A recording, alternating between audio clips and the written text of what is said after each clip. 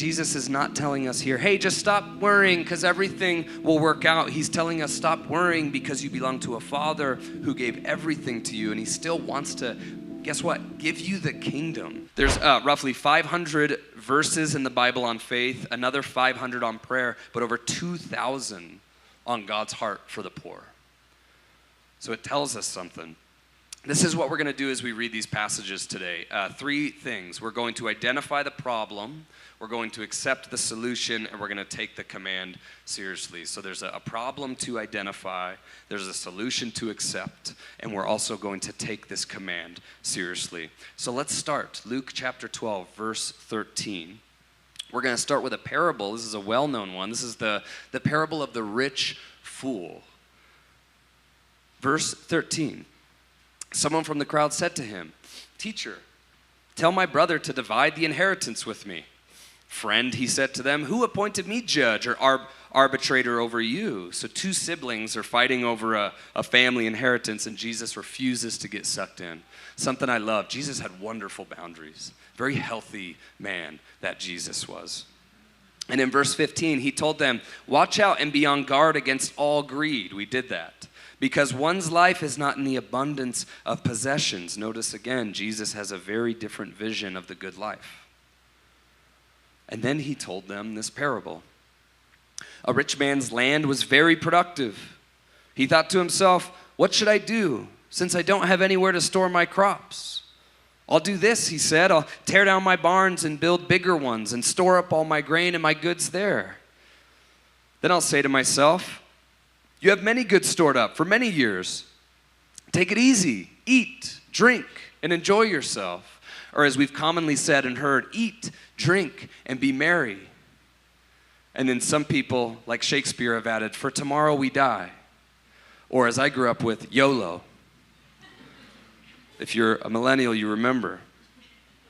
Eat, drink, and be merry. Here's what's really interesting. Upon further research, so this is a line from the Epicureans. Eat, drink, and be merry.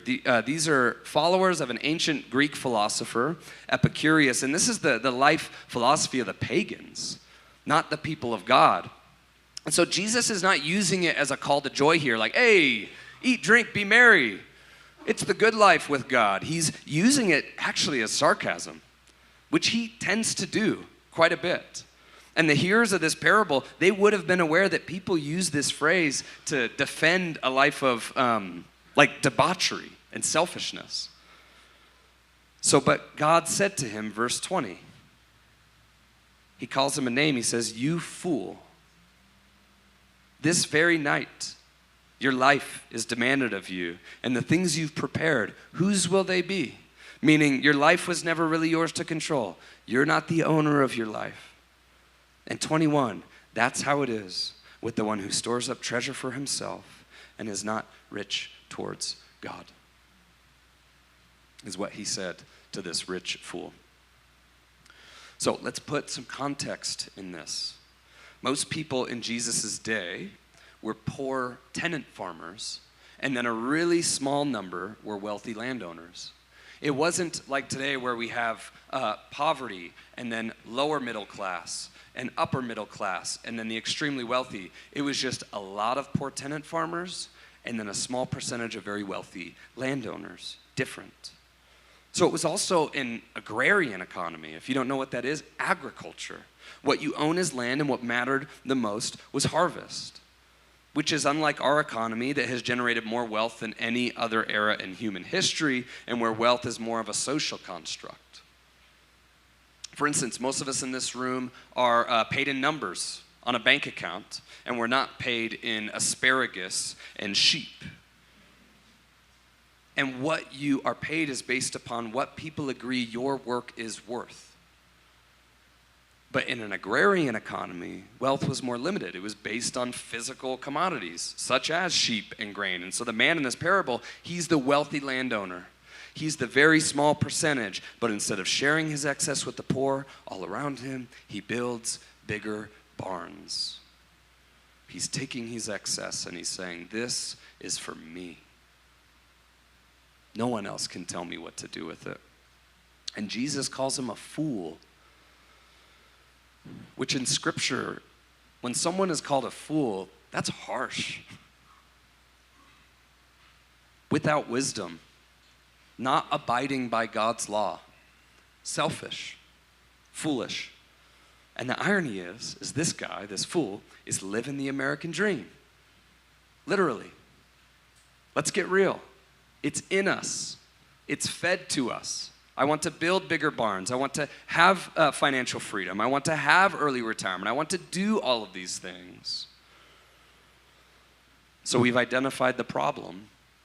And the problem is this: the villain in Jesus' story is our culture's hero.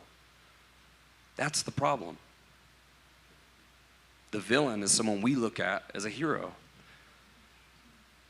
And if you feel that when you read these parables or you hear Jesus' teachings on money, your toes are being stepped on, that's appropriate. I believe that a lot of Jesus' teachings were supposed to disturb us in the best way. So the villain in Jesus' story is our culture's hero. We've identified the problem. Now look at Jesus' solution.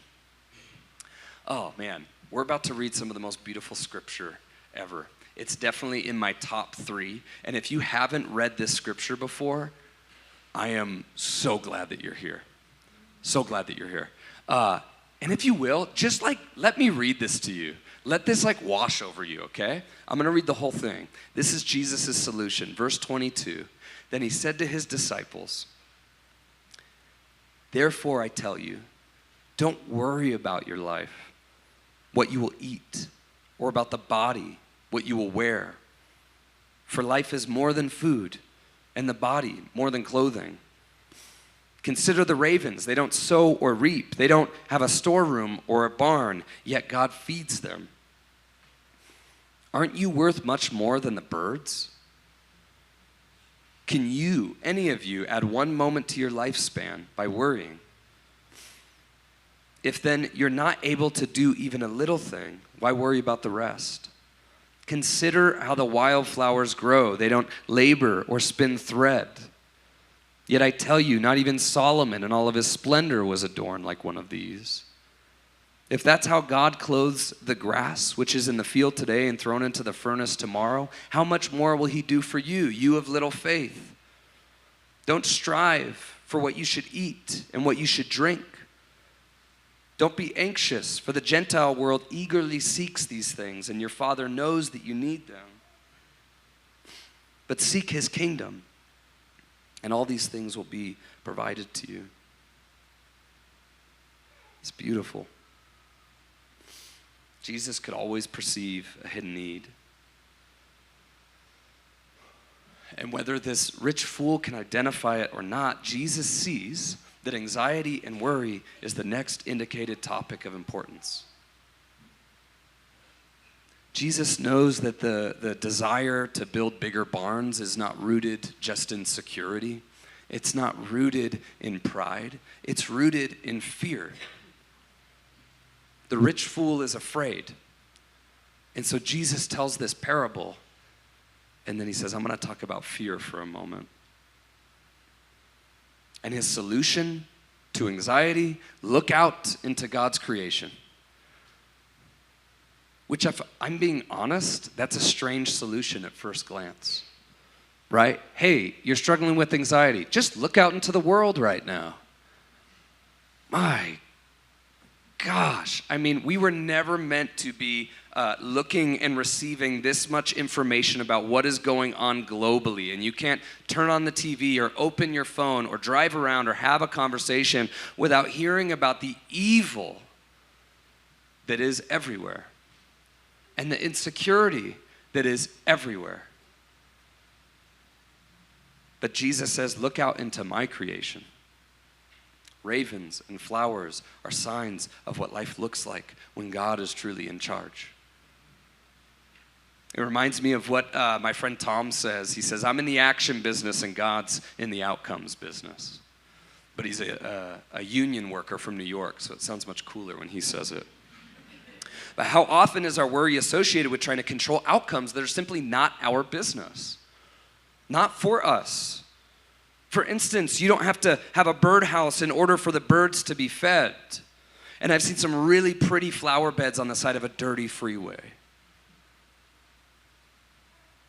Jesus is not telling us here, hey, just stop worrying because everything will work out. He's telling us stop worrying because you belong to a Father who gave everything to you, and he still wants to, guess what, give you the kingdom.